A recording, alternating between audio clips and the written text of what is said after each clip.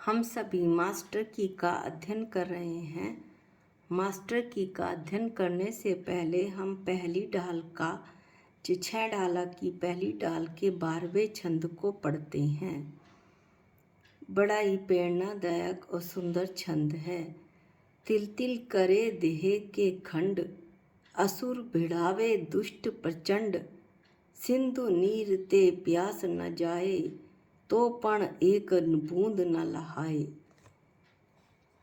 कहते हैं आचार्य कि उन नारकों, पंडित जी कहते हैं कि उन नरकों में नारकी एक दूसरे को दुख देते रहते हैं। कुत्तों की भांति हमेशा लड़ते हैं, एक दूसरे के शरीर के टुकड़े टुकड़े कर देते हैं, लेकिन इनके शरीर बारंबार पारे की भांति बिखर कर जुड़ जाते हैं। जो संश्लेष परिणाम वाले अम्बरीश आदि जाति के असुर कुमार देव होते हैं, अर्थात जिन्हें लड़ाने में मजा आता है, वे दूसरे तथा तीसरे नरक तक जाकर पहले दूसरे तीसरे नरक तक जाकर वहाँ की तीव्र यातनाओं में पड़े हुए नारकियों को अपने अवैधिक ज्ञान के द्वारा परस्पर बैर बतलाते हैं और क्रूरता कुतूहल से आपस में लड़ाते रहते हैं।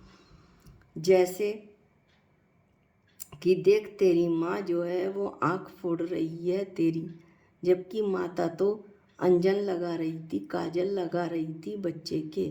इस तरह से वे आपस में ऐसी ऐसी बातें करके लड़ाते हैं और आनंदित होते हैं।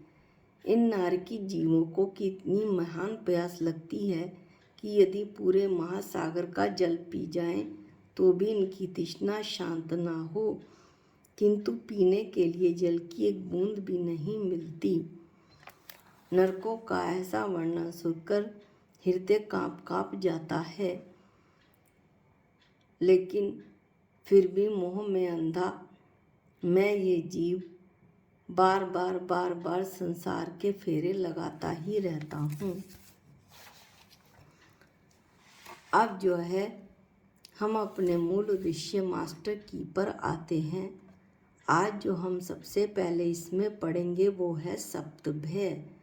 7 प्रकार के भय होते हैं: इहलोक, परलोक, मरण, वेदना, अनरक्षा, अनगुप्ति और अकस्मात भय। इसकी हम संक्षिप्त परिभाषा लेते हैं। भय किसे कहते हैं? किसी पदार्थ के द्वारा अपने में अनिष्ट की आशंका उत्पन्न होने पर उससे बचने का प्रयास रूप जो भाव तीव्र वेग से उत्पन्न होता है उसे भय या डर कहते हैं। 7 प्रकार के हैं ये, जैसा कि अभी बताया। पहला प्रकार है इहलोक। अभी मैं यदि कर्म करूँगा तो मेरी इस लोक में निंदा होगी, लोग मुझे कष्ट पहुँचाएंगे, ऐसा सोचना इहलोक भय है। दूसरा परलोक भय। इस लोक में यदि मैं बुरे कर्म करूँगा तो मुझे परलोक में नरक तिर्यंच गति में जाकर दुख उठाने पड़ेंगे, मेरा परलोक आगे आने वाला भव बिगड़ जाएगा, ये परलोक भय है। तीसरा है मृत्यु भय। रोग आदि के आने पर शरीर के छूटने का भय मृत्यु भय है। चौथा है आकस्मिक भय। जिस भय के आने की संभावना नहीं होती किंतु अचानक प्रकट हो जाता है, वह आकस्मिक भय है। इसके बाद अगला है वेदना भय। शरीर में चोट पीड़ा आदि का भय होना वेदना भय है। गुप्ती भय। इसके बाद अगला है गुप्ती भय। छिपी हुई दबी हुई गोपनीय चोरी आदि की बात या किसी तथ्य को जो छुपा रखा हो उसके प्रकट होने की आशंका गुप्ती भय है। अगला है अनरक्षा भय। कहीं भी किसी प्रकार से असुरक्षा भावना अनरक्षा भय कहलाता है। इस तरह से हमने 7 भय पढ़े: इहलोक भय, परलोक भय, मृत्यु भय, आकस्मिक भय, वेदना भय, गुप्ती भय और अनरक्षा भय। अब हम अगला शब्द लेते हैं समुद्घात। इसकी भी हम संक्षिप्त परिभाषा देखेंगे। समुद्घात मूल शरीर से संबंध छोड़े बिना आत्मा के प्रदेश जब शरीर से बाहर निकलते हैं तो इसे समुद्घात कहते हैं। समुद्घात 7 प्रकार के होते हैं।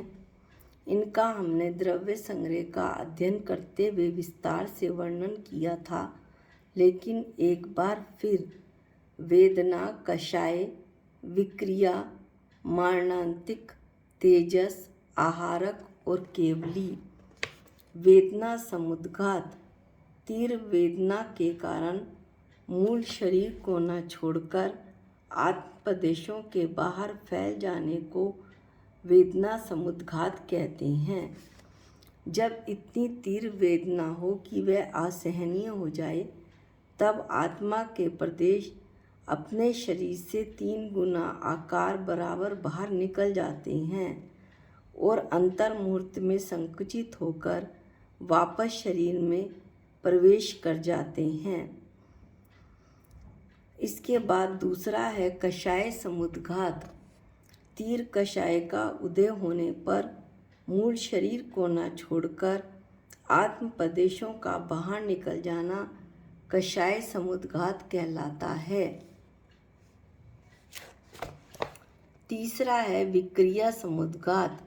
अपने ही शरीर के अंग को बढ़ाने के लिए अथवा अन्य शरीर बनाने के लिए आत्म प्रदेशों का मूल शरीर न छोड़कर बाहर निकल जाने को विक्रिया समुद्घात कहते हैं। यह देव व नारकियों के अतिरिक्त विक्रिया रिद्धिधारी मुनियों को भी होता है। चौथा है मरणांतिक समुद्घात। मरण समय में मूल शरीर को न छोड़कर जहाँ जन्म लेना होता है वहाँ के क्षेत्र को स्पर्श करने के लिए आत्म प्रदेशों का बाहर निकल जाना मरणांतिक समुद्घात कहलाता है। पांचवा है तेजस समुद्घात। संयमी मुनि के विशिष्ट दया उत्पन्न होने पर अथवा तीव्र क्रोध उत्पन्न होने पर उनके दाएं अथवा बाएं कंधे से तेजस शरीर का पुतला निकलता है।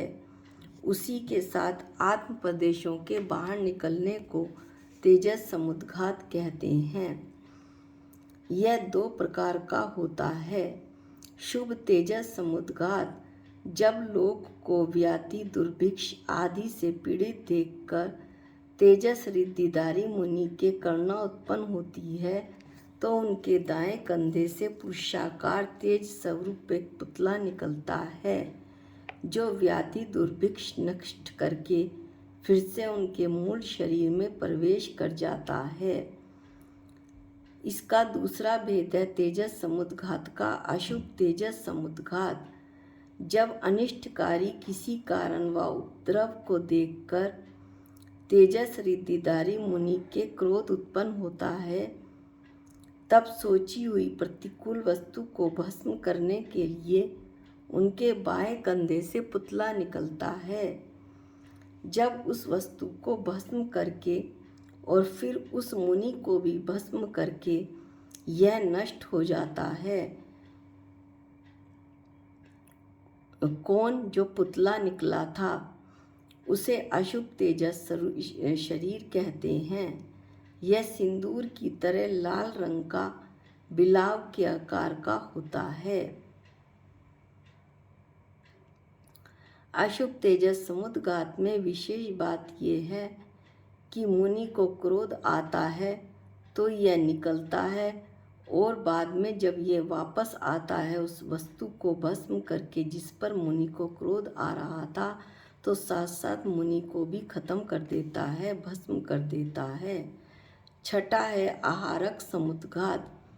किसी तत्व में संदेह होने पर संदेह की निवृत्ति के लिए आहारक रिद्धिधारी महामुनि के मस्तक से एक हाथ का पुरुषाकार श्वेत रंग वाला आहारक शरीर केवल ज्ञानी प्रभु के दर्शन के लिए निकलता है। उसके साथ आत्म प्रदेशों के बाहर निकलने को आहारक समुद्घात कहते हैं। यह आहारक शरीर सर्वज्ञ देव अनंत भगवान के दर्शन कर मूल शरीर में प्रविष्ट हो जाता है। यह आहारक समुद्घात महामुनि राजों को प्राप्त होता है। एक तरह से इसे आहारक रिद्धि कह सकते हैं। अगर मुनि महाराज को कभी किसी विषय में कोई शंका उत्पन्न हो जाए और उसका समाधान करने वाला वर्तमान में कोई उपलब्ध न हो, तो उनकी शंका के समाधान के लिए मुनि के मस्तिष्क से एक पुतला निकलता है जो बहुत ही सुंदर होता है और आहारक शरीर के परमाणुओं से बना होता है। यह शुभ होता है। यह उस स्थान पर जाता है जहाँ पर शंका का समाधान करने वाले कोई केवल ज्ञानी या शुद्ध केवली विराजमान होते हैं। यह वहाँ तक जाएगा, अपने प्रश्न का समाधान प्राप्त करेगा, वापस लौटकर आ जाएगा। यह आहारक समुद्घात कहलाता है। 7वां है केवली समुद्घात। आयु कर्म की स्थिति अत्यंत अल्प रहने पर शेष 3 आघातीय कर्म, नाम कर्म, गोत्र कर्म और वेदनीय कर्मों की स्थिति अधिक होने पर, किससे अधिक होने पर? आयु कर्म से अधिक होने पर संयोग केवली भगवान के आत्म प्रदेशों का दंड, कपार, प्रतर और लोक पूरण के प्रकार से बाहर निकलना होता है। इसे केवली समुद्घात कहते हैं। यह केवली समुद्घात केवल ज्ञानी अनंत भगवान को होता है और यह 4 प्रकार से फैलता है। यह समुद्घात होने पर जो नाम, गोत्र और वेदनीय कर्म अनंत भगवान के होते हैं, उनकी जो स्थितियां होती हैं, उन स्थितियों में कमी हो जाती है। वे स्थितियां बिल्कुल उतनी ही रह जाती हैं जितनी की आयु क्रम शेष होता है। इस तरह आयु कर्म के बराबर अन्य कर्मों की स्थिति पूरी करने के लिए केवली समुद्घात होता है। इस तरह हमने 7 समुद्घात पढ़ लिए।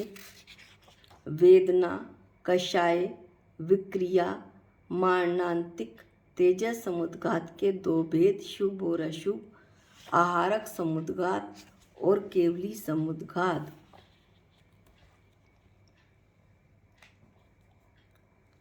अब हम नरक और नरक की पृथ्वियाँ, इन दोनों का एक साथ वर्णन करेंगे। नरक की पृथ्वियाँ हम पहले पढ़ते हैं। ये 7 होती हैं: रतन प्रभा, शर्करा प्रभा, बालुका प्रभा, पंख प्रभा, धूम प्रभा, तम प्रभा और महातम प्रभा। और इनमें जो नरक होते हैं वो होते हैं धम्मा, वंशा, मेघा, अंजना, अरिष्टा, मध्वा और माधवी। थोड़ा सा संक्षिप्त में इनका विवरण ले लेते हैं। अधोलोक में रतन प्रभा, यहाँ यानी कि जहाँ पर रतन ही रतन हो, ऐसी पृथ्वी। और उस पृथ्वी में जो नरक है उसका नाम है धम्मा। इसके बाद है शर्करा प्रभा, जहाँ पर रतन के टुकड़े होते हैं, ऐसी पृथ्वी। और यहाँ पर जो नरक होता है उसका नाम है वंशा। इसके बाद है बालुका प्रभा। बालुका प्रभा, यहाँ पर रेत होती है। और जो है इस पृथ्वी में जो नरक होता है वो होता है मेघा। इसके बाद अगला आता है पंख प्रभा। पंख प्रभा में जो पृथ्वी होती है वो कीचड़ ही कीचड़ होती है और इसका नाम होता है अंजना। इसके बाद अगला है धूम प्रभा। धूम प्रभा धुएं से आच्छादित होता है और इसका नाम है अरिष्टा। तमप्रभा, तमप्रभा जो नरक की पृथ्वी है उसमें अंधकार अंधकार होता है, और इसका जो नरक है, यहाँ पर जो नरक होता है वो मधवा कहलाता है। महातम प्रभा, इसमें महान अंधकार होता है, और यहाँ पर जो नरक होता है वो माधवी कहलाता है। इस तरह से हमने 7 नरक और उन नरकों की पृथ्वियाँ पढ़ी। इसके बाद अगला है हमारा शब्द शरीर की धातुएं। शरीर की धातुएं 7 होती हैं: रस, रुधिर, मांस, मैदा, हाड़, मज्जा और शुक्र। शरीर की उपधातुएं होती हैं वात, पित्त, कफ, शिरा, स्नायु, चाम और जठर अग्नि। इस तरह से आज हमने कुछ शब्दों का अध्ययन किया।